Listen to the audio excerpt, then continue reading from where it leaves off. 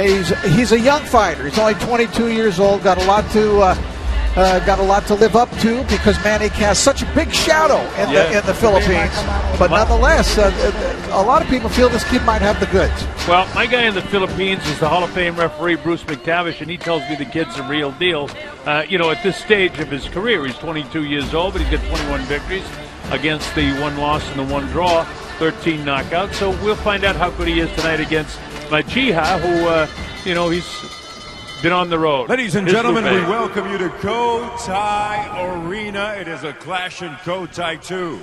Pacquiao versus Algieri, being presented to you by Bob Arum's Top Rank Incorporated, MP Promotions, Star Boxing Banner Promotions, George Foreman presents Foreman Boys Promotions, La Cerveza Tecate con Carácter, Empire, coming to Fox January 2015. When you mix music, family, and power, the battle begins.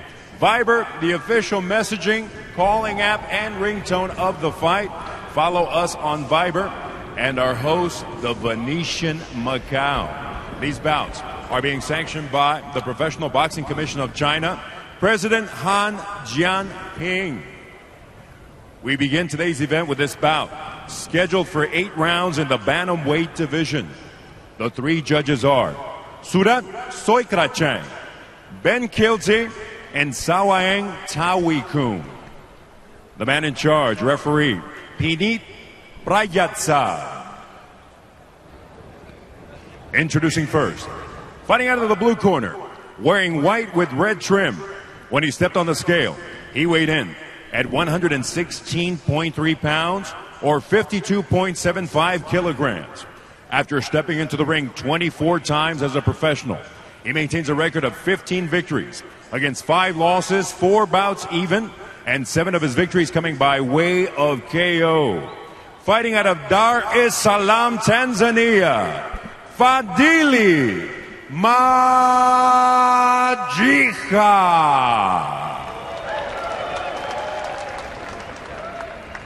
His opponent across the ring in the red corner, wearing the colors of the Philippines, red, white, blue, and gold.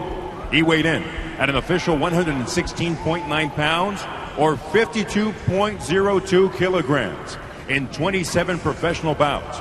He has 21 victories against 1 lone defeat, 1 draw, and 13 of his victories coming by way of knockout. Representing Davao City, Panabo, the Philippines, Jerwin Ancajas.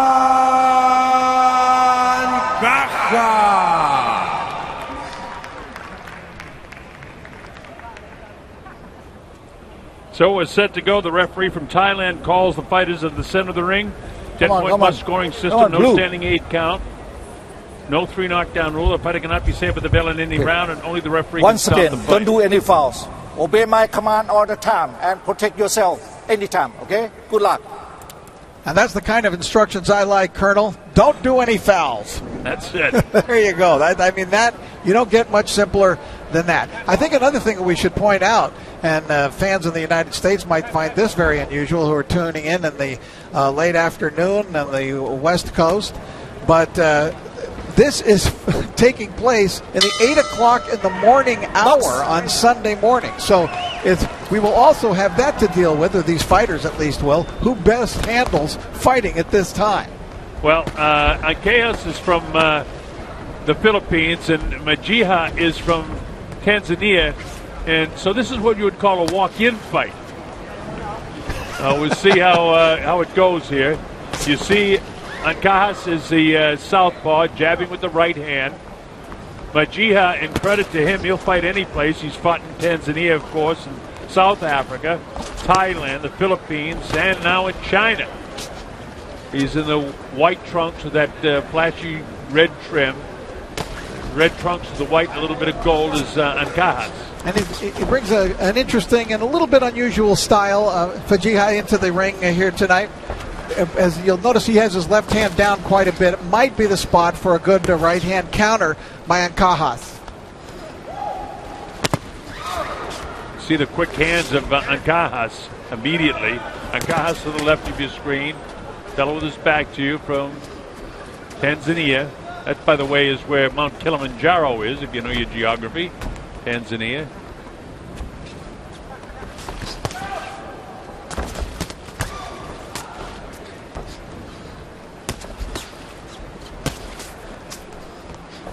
Decent jab, Majiha. Yeah, and it looks like he gets around the ring pretty good. He's not intimidated by Ancajas.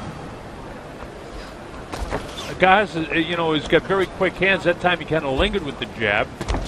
Yeah, he's kind of sticking it out there almost like a measuring stick. Caught him with a good right hand that time. And that to him is a right hook. Being the southpaw that he is. There's that counter right I thought we might see here tonight from Ancajas. See that left hand down low by Majiha, and that might be a problem for him here.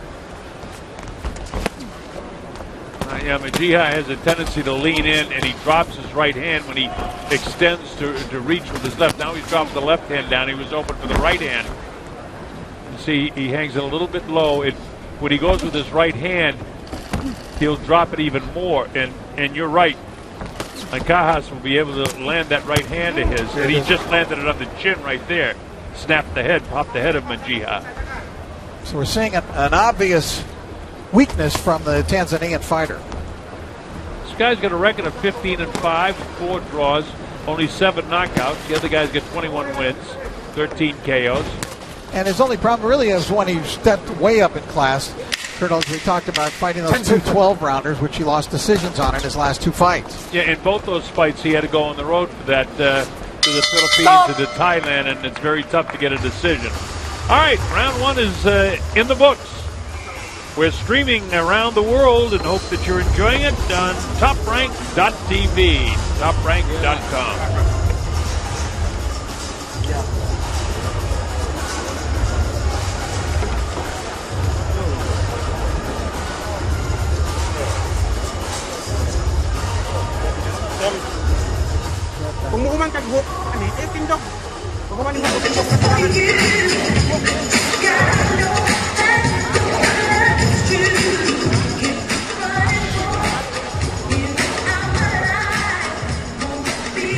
Very nice long jab there. Good work of getting under the attempt of a counter. That was really nice work there by Ancajas. But he set it up with the jab, which is I liked. I didn't like the work of most of his jab in that round, but certainly that was a good example of how well he can when it's on the mark.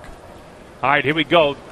Colonel Bob Sheridan here, along with Rich Murata and Christina Poncha, bringing us a lot of color from Macau. Jerwin Ancajas in the red trunks from the Philippines.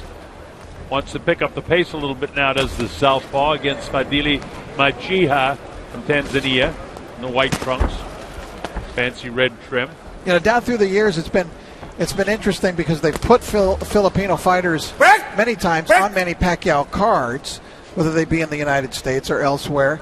And it is all so important to those Philippine fighters to do well on a Manny Pacquiao card because they know how many eyes on their homeland are on them. Oh, for sure. And, of course, the wealthy Filipinos are here in this arena because, he caught him with the left hand, almost dropped him. It didn't look that powerful, but it got him back on his heels. I think he was partially off balance. But it's only a couple hours to fly from Manila to Macau. And so there will be a lot of Filipinos in the arena. And they'll start to fill up pretty fast here because the local people here in the Cotai Arena want to see Rex Cho and they want to see Kukuning, who they call the Macau Kid, and they're the next 2 guys up in that order. Yeah, we'll have the Wonder Kid in one fight and the Macau Kid in another fight. Right. And both of them can fight.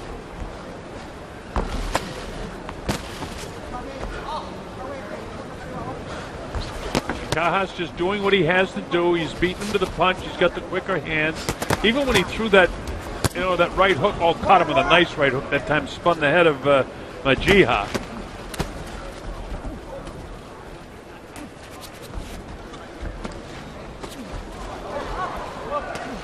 Ancajas' versatility and really his aggressiveness in this round is serving him well. He's pushing the fight now, and he's pushing Majiha backwards, and that is really helping him.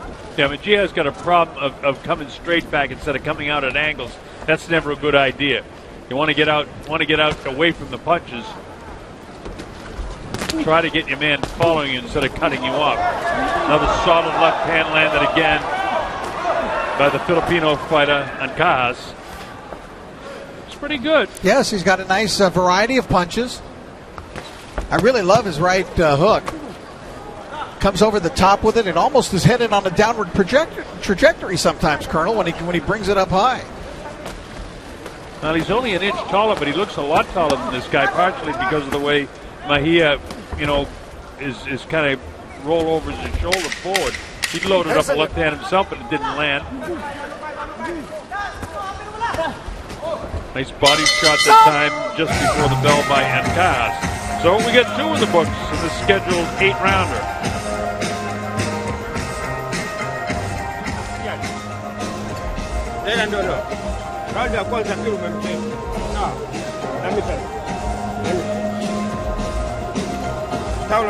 Majiha actually won a couple of national and local flyweight championships at 112 pounds in Africa. Let's take a look at some of the action in round 2. This was a more aggressive Ancajas in round number 2, coming forward and really forcing, as you can see, Majiha to give ground on several of occasions, but that was the most dramatic time. That little quick left cross, that didn't travel very far, Colonel, maybe 8 inches, and it was just enough to throw Majiha off balance. And I certainly thought Ancajas had a much better round in round 2 than he did. Round 1 was kind of a pick-em round, but round 2 definitely went to the Philippine fighter. On my score sheet, I gave both rounds to Ancajas, so I've got it 2018. All right, here we go. This is round number 3, scheduled for 8. This is an 8-round bantamweight fight, contested at 118 pounds. They both come in under that at 116.9 and 116.3. Ancajas being the heavier of the two. They're both starting to load up the punches a little bit more. Nice uppercut, which we haven't seen from Ancajas. There's that hook that you talked about, Rich, and it's a solid hook for Ancajas. Ancajas in the red, in the white trunks is Majiha. The busier Ancajas is, the better he is. He's backing off a little in this round. I liked his aggression in round 2 and his strategy that he used more in round 2, but it looks like he's trying to lure Majiha into some mistakes in this round. Majiha himself has turned it up a little bit more. He's not pulling out all the time. He's coming forward a little bit more than he did in the last round. Boy, Jerwin just looks like he cannot miss with that right hook.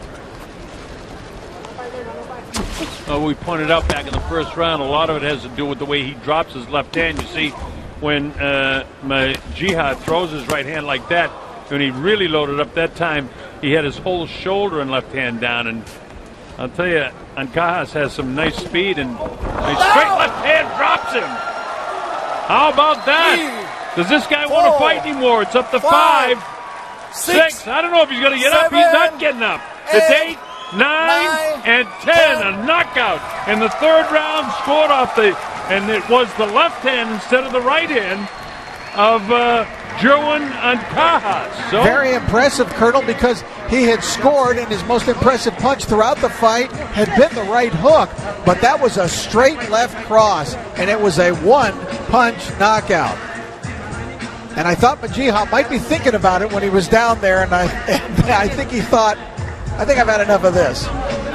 Well, it worked out good for Jerwin Ancajas. Big smile on his face. The Filipino fans give the big applause.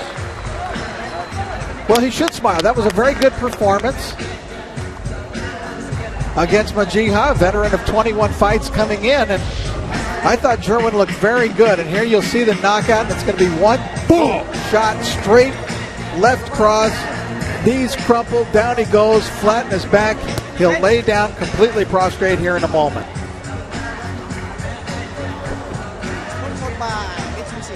And down he goes.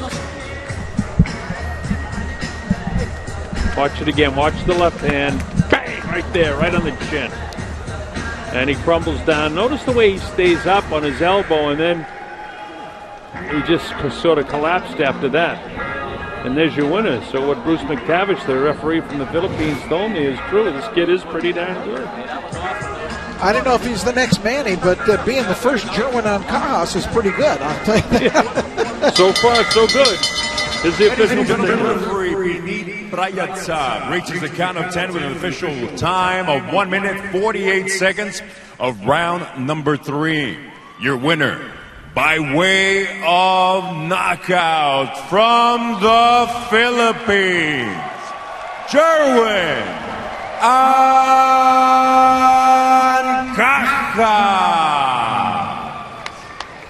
So Jerwin Ancajas, very successful with his third round knockout, and Majiha couldn't get up.